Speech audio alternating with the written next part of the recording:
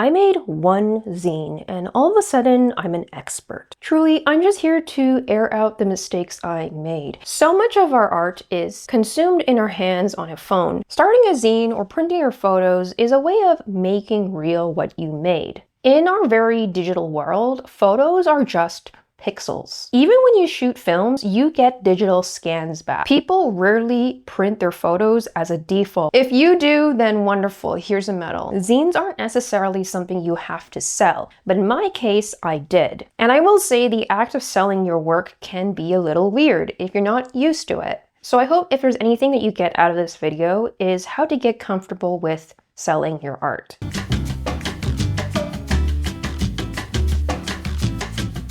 Let me walk you through today's agenda. So I'm just going to go through how to collect images for a zine, how to sequence the images, how to produce or print the zine, how I collected money, some questions you had over Instagram. Let's get into it. When you're collecting photos for a zine, it can be really overwhelming. Where do you begin? How do you pick a theme? It could be a single event, a single trip, or a single subject over a period of time. For example, my zine, In Transit, was a collection of images I took during a trip to China in 2013. I stood back and I realized a lot of these pictures were of people moving through their lives. I literally collected everything that I shot from that trip, and I took away some images that didn't seem to fit towards a single storyline. I noticed that there was a pattern with the images I selected, which were mostly people in transit, moving about their lives. Having this theme in mind helps me focus my curation and my gathering and my collecting. And that is going to really help when it comes to sequencing. Ordering your images in a zine definitely lends to how well the story or your story is told. You can feature images that were taken seconds apart. I have a couple pages in my zine where there were some photos of women that were looking at something and seconds later they were pointing at it. So a moment of surprise, and it gives the viewer an opportunity to draw their own conclusions of what they saw or the emotion that they felt. I laid out one image with someone interacting or engaging with a subject, and the next photo would be the subject without the person in it. I think the person in the image as one of the images is a way to at least describe scale and describe, I guess, maybe the grandeur or how tiny the person is compared to their environment. Especially if they are images about nature, it's really hard to know how vast nature is without a human subject in it. Other kinds of pairings in my zine were groups of one subject and just one singular subject on its own. But it can also be an evolution of something that you noticed. I was experiencing a sandwich of cities, rural areas, and cities. And that's exactly how I laid out my zine. One thing I would recommend is to combine a variety of angles. Though everything in this zine was shot with an 85mm lens, having a combination of different scale and angles and perspectives helps tell a richer story.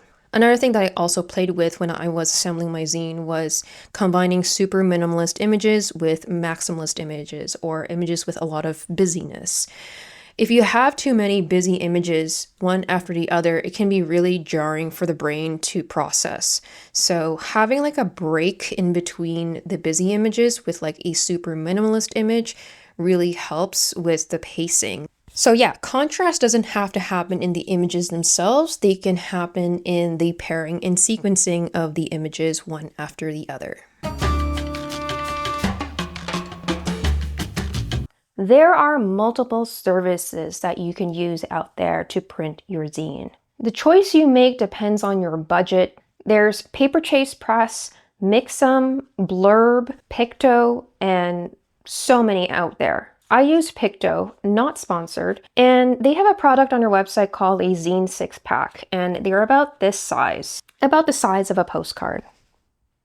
The great thing about small is that it's easy to ship, and there's also the opportunity to use any images that you had cropped in, which makes the photo lower resolution, and it still would turn out just fine. The larger the book, the higher resolution your images should be. Personally, as someone who collects zines, I really don't like really big zines. Just because you can shoot high resolution doesn't mean you have to print high resolution. You can if you want, but like, I feel like when I receive a textbook or a retaining wall as a zine, I feel overwhelmed. I prefer something like this. There were about 86 pages in this zine, and it took me a good afternoon to compile all of them. If you have a hard time focusing on collecting and curating and sequencing, make it an event. Put on some good music, open up a beverage. It's actually a lot of fun and really therapeutic. So in order to collect money, I set up a Stripe payment processor. And what this basically does, it allows anyone with a credit card from around the world to pay me. I chose this option rather than setting up a full-fledged e-commerce online storefront because I only had really one product and one product that I was going to sell for a very fixed amount of time. If I was going to sell this zine indefinitely, I probably would have invested in a storefront like Shopify or Squarespace. But those services often have a monthly subscription fee that I find a little bit hard to justify. Stripe charges about a 2.9% charge for every transaction plus 30 cents.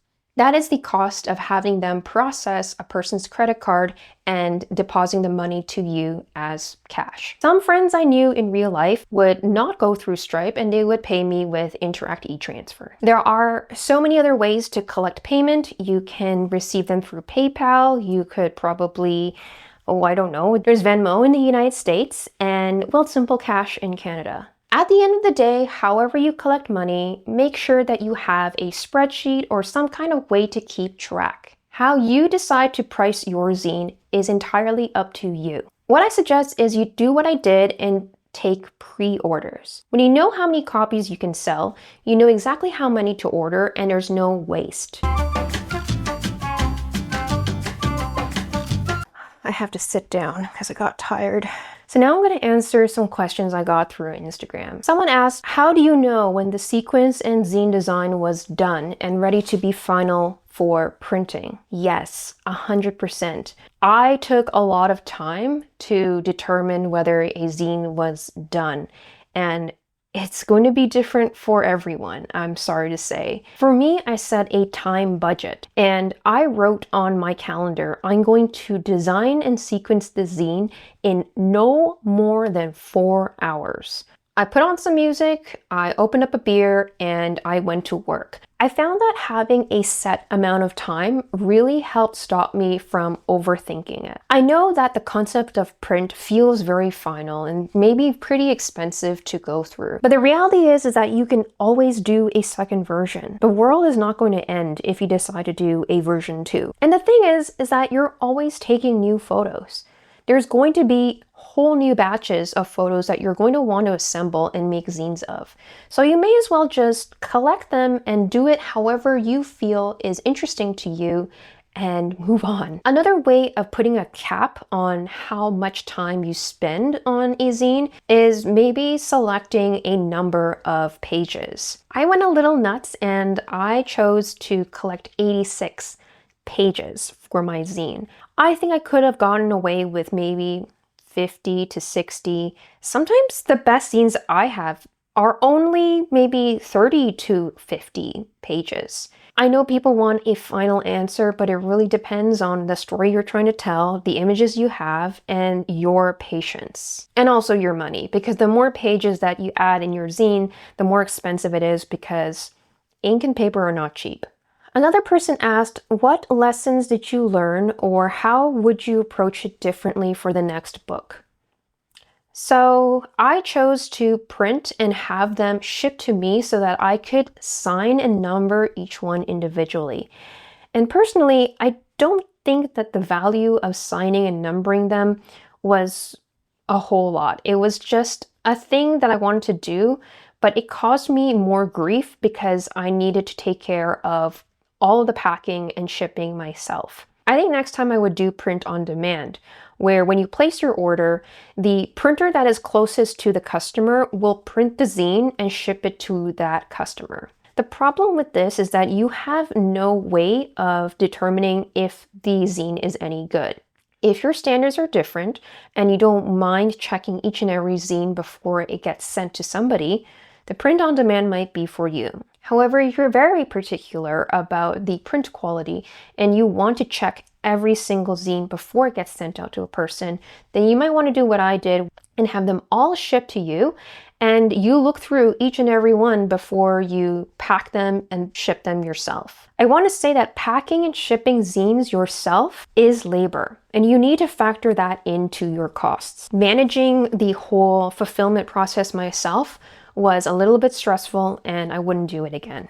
So one question was, did you use a printing facility or a printer near you, or did you do it online? As I mentioned, I used Picto, which is basically a service where you upload your images and then they take care of the printing and then they ship it to you. So in a way, it was close to me because they were based in Toronto, but I had every single copy physically sent to me and I could feel and touch them with my own hands to make sure that they were real. Were your photos print ready, or did you have to go over the ones you wanted to include and edit again? So all the images were indeed edited.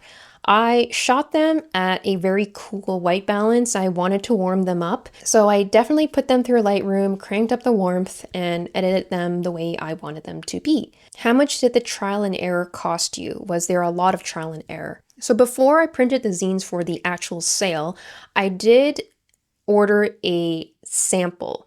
So when I say sample, I mean I still had to pay for the zine because I wanted to see and feel in my hands what the quality was going to be like. So the trial and error, I guess, cost me about $30, but it's a pretty small price to pay just to make sure that it is to your satisfaction. And it's pretty important to do that if you have used this service for the first time, or you're doing a set of photos with a specific type of theme or color. It's always a good idea to get a test print and go from there. I think I got some other questions and I'm really sorry that I didn't answer them in this video, but please comment down below and I'm happy to answer them. I have fully sold out my first zine, all 54 copies. There are no more. I'm not going to print anymore. As you probably can tell, I've had quite an experience, and I don't think I'm going to do it for another 6 to 12 months. But this is probably a great opportunity to tell you that I have started a Patreon. So if you'd like to get an early look into my next zine, or order it, or I don't know, get your hands on it before everyone else does, please hop over to my Patreon and subscribe for just $5 US a month. It's like treating me to a coffee or a very cheap beer. And honestly, thank you for your love and support, and I'll see you in the next one.